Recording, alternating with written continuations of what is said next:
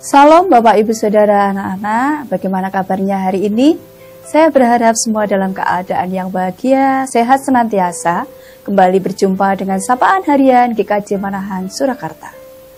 Renungan pada hari ini diambil dari Efesus 5 ayat 15-21 dengan judul renungan bijak dalam hidup yang akan saya bacakan bagi semuanya. Efesus 5 ayat 15-21. Karena itu perhatikanlah dengan seksama bagaimana kamu hidup. Janganlah seperti orang bebal tetapi seperti orang arif. Dan pergunakanlah waktu yang ada karena hari ini adalah jahat. Sebab itu janganlah kamu bodoh tetapi usahakanlah supaya kamu mengerti kehendak Tuhan. Dan janganlah kamu mabuk oleh anggur karena anggur menimbulkan hawa nafsu. Tetapi hendaklah kamu penuh dengan roh. Dan berkata-katalah seorang kepada yang lain dalam mazmur, kidung puji-pujian dan nyanyian rohani. Bernyanyi dan bersoraklah bagi Tuhan dengan segenap hati. Ucapkanlah syukur senantiasa atas segala sesuatu dalam nama Tuhan kita, Yesus Kristus, kepada Allah dan Bapa kita.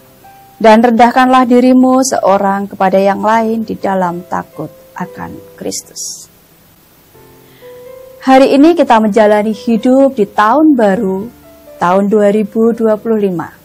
Bulan yang baru, bulan Januari. Firman Tuhan mengingatkan kita supaya kita bijak dalam hidup. Bijak dalam hidup berarti menjalani hidup dengan pertimbangan yang matang, kebijaksanaan, dan pemahaman yang mendalam. Orang Kristen diharapkan menjadi orang bijaksana dalam menjalani kehidupan. Karena hidup adalah pilihan. Apakah pilihan kita sudah tepat atau belum? Bapak, Ibu, Saudara, anak-anak, ada beberapa hal yang perlu kita belajar agar menjadi orang bijak. Apa yang boleh kita lakukan dan apa yang tidak boleh kita lakukan menurut Efesus 5 ini? Yang pertama, hendaklah kita hidup dengan seksama. Orang yang hidup dengan seksama berarti seseorang yang menjalani hidup dengan penuh perhatian, kesadaran, dan pertimbangan. Mereka tidak hidup secara sembarangan atau tergesa-gesa, melainkan memperhatikan setiap aspek kehidupan mereka, baik dalam tindakan, keputusan, maupun hubungan dengan orang lain. Hidup dengan seksama melibatkan kesadaran penuh, menyadari pentingnya setiap momen dan keputusan dalam hidup. Tindakan yang dilakukan dipenuhi dengan kesadaran dalam berpikir. Orang yang memiliki kesadaran penuh adalah ketika melakukan sesuatu, pikiran dan fisik berada di tempat yang sama. Ada kalanya orang secara fisik ada, tetapi pikiran kemana-mana. Bijaksana mengambil waktu untuk berpikir dengan hati-hati sebelum bertindak, tidak gegabah atau terburu-buru dalam mengambil keputusan. Menghargai waktu, menyadari bahwa waktu adalah karunia yang berharga, dan menggunakan waktu dengan bijak, baik untuk bekerja, beristirahat, maupun berelasi dengan orang lain.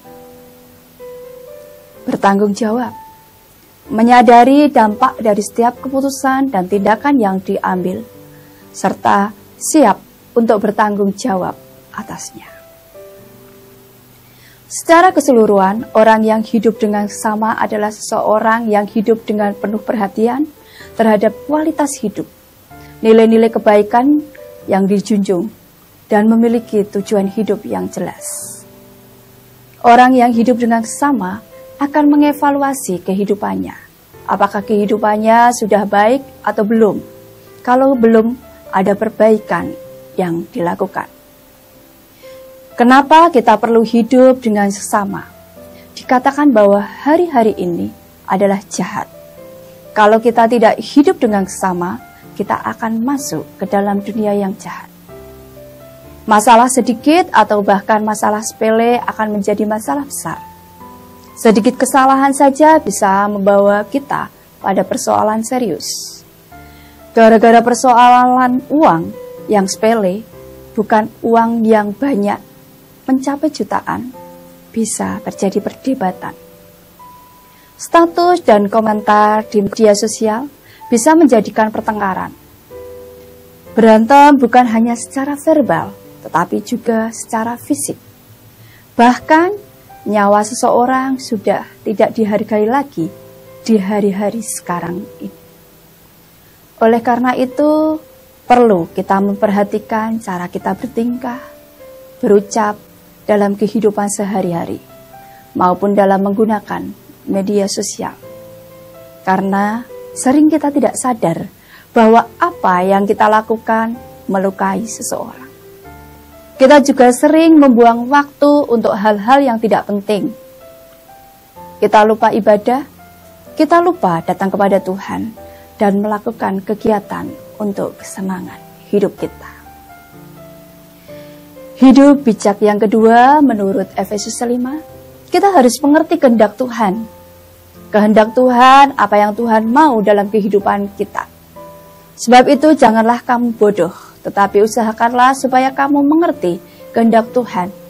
Inilah perbedaan cara hidup orang bijaksana dan orang bodoh.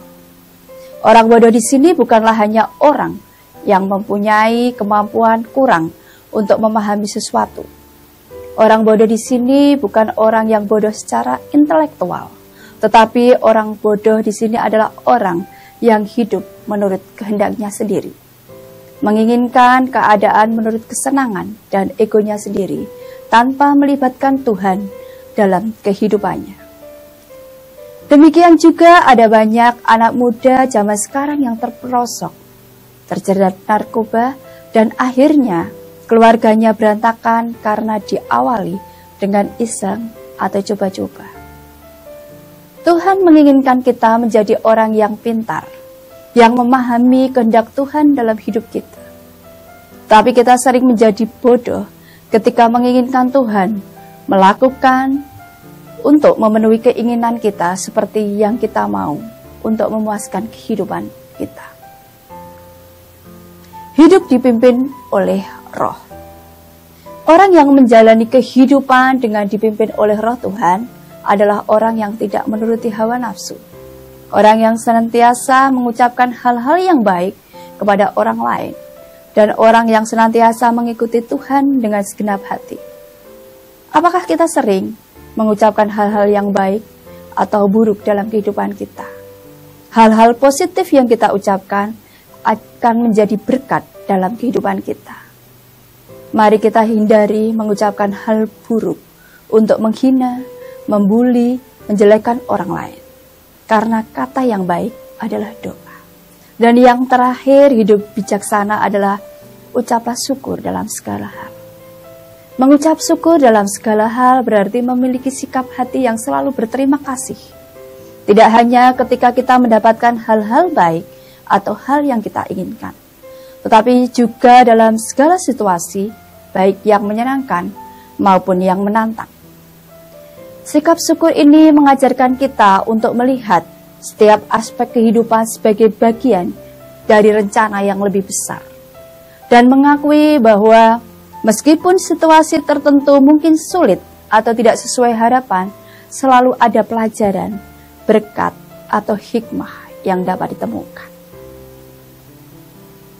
Banyak orang yang merasa bijak dalam kehidupan karena dilihat dari keberhasilan mengelola keuangan, bisa mengelola pegawai atau bawahan dengan baik. Pendapat itu tidak salah.